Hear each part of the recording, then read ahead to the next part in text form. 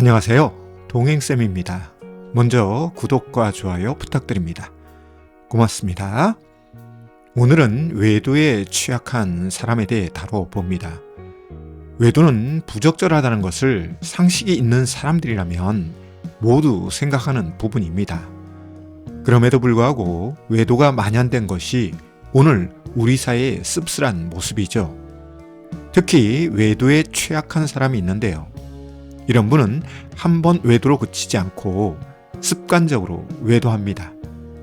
이에 반복적 외도에 노출된 외도 피해자는 분노의 감정이 임계치를 넘어서고 결국 이혼으로 끝을 맺는 경우가 있죠. 이에 오늘은 외도 예방 차원에서 외도에 취약한 사람을 다뤄봅니다. 크게 세 가지 유형으로 말씀드리겠는데요. 첫째, 바람기 있는 사람입니다.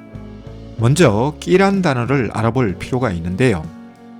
AI의 도움을 받아 끼란 단어를 찾아보면 끼란 기의 센 발음이며 에너지나 재능, 매력 등을 의미하는 표현이라고 합니다. 이 단어는 긍정적인 의미와 부정적인 의미에 각각 쓰이죠. 예를 들면 예술적 끼가 있다고 하면 긍정적인 의미의 사용이지만 오늘 주제처럼 바람기 있다고 하면 부정적인 의미의 사용이죠. 어쨌든 바람기 가진 분이 있습니다. 이것이 선천적으로 가지고 태어났는지 후천적으로 학습되었는지는 모르나 바람기 가진 분이 있죠. 이런 분은 결혼 여부를 떠나서 이성 문제를 만듭니다. 연애 시절부터 결혼 생활까지 반복적으로 이성 문제를 만들죠. 저는 이런 분에게 애착 손상과 같은 상처와 아픔이 있을 수 있다고 보는데요. 대부분 상처와 아픔은 원가족에서 만들어지죠. 어쨌든 바람기 있는 분의 경우 외도에 취약한 것이 현실이나 아이러니하게도 이런 사람에 대해 매력을 느끼는 이성이 있습니다.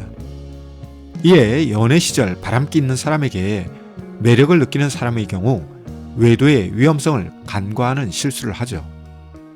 결국 결혼 생활에서 외도가 벌어지고 난 후 저 사람이 연애 시절부터 바람기 있었는데 내가 제대로 분별하지 못했다고 자책하는 분도 꽤 있습니다.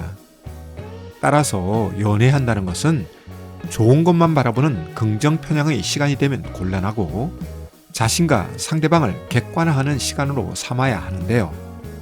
많은 분은 이런 것을 간과하였다가 결혼 후 후회하는 상황과 직면하기도 합니다.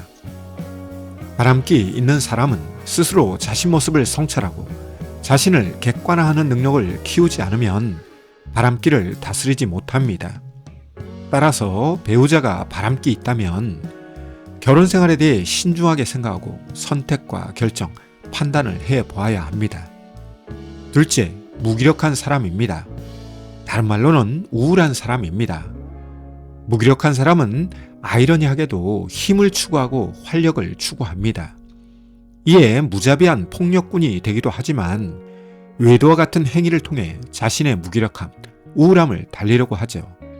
실제 외도에 빠진 분들은 기분이 좋아지고 즐겁습니다. 외도 상간자와 데이트할 생각만 해도 기분이 좋고 행복한 느낌이 들죠. 삶에 활력이 넘치는 것 같습니다. 또한 외도 행위자와 외도 상간자는 상대방을 우상화, 이상화하기 때문에 외도 기간 동안 자신이 위대하다는 느낌을 받습니다.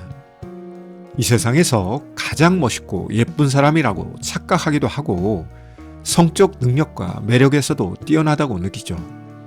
어느 순간 무기력과 우울함은 사라집니다. 이런 환상과 착각은 외도 기간 내내 유지되죠. 심지어 외도 발각 후에도 이런 증상에 중독되어 외도 관계를 정리하지 못하는 것도 이런 이유 때문입니다. 따라서 무기력하고 우울한 사람의 경우 외도를 출구나 출구 전략으로 삼을 수 있기에 무기력과 우울 관련 심리 상담을 받는 것이 외도에 대한 예방이 됩니다. 마지막으로 자극 추구가 강한 사람입니다. 이는 기질적인 부분에 해당하는데요. 쉽게 말해서 선천적으로 타고났다는 것입니다. 무엇을요? 자극 추구를요. 사람들은 자극 추구에 대한 기질이 있는데요.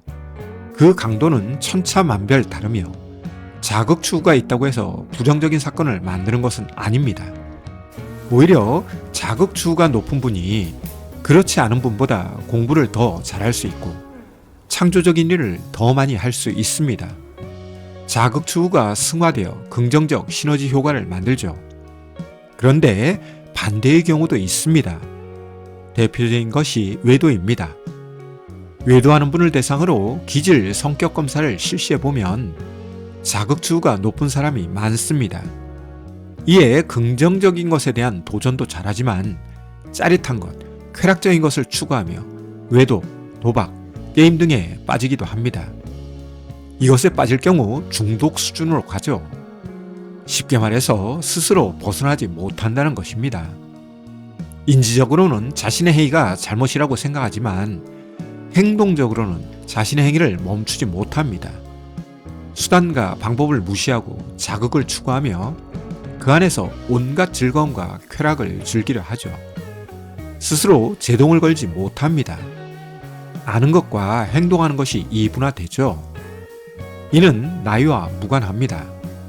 나이가 많다고 해서 자극 추구 기질이 없어지는 것은 아니기에 쉽게 이 늪에서 벗어나지 못하죠.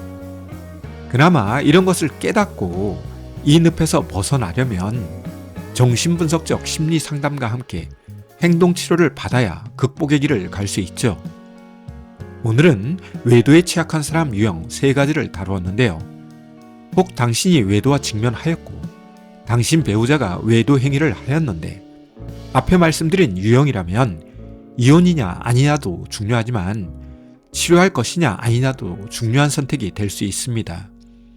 혹 치료에 대한 거부감, 저항감이 있다면 이런 분에게 기대와 희망을 품는 것은 안전피를 뺀 수류탄을 가슴에 품고 매일 잠자리에 들어가는 것과 같습니다. 부디 이런 위험에 노출되지 않기를 바라면서 오늘 준비한 내용은 여기까지인데요. 도움이 되셨다면 구독과 좋아요 부탁합니다. 고맙습니다.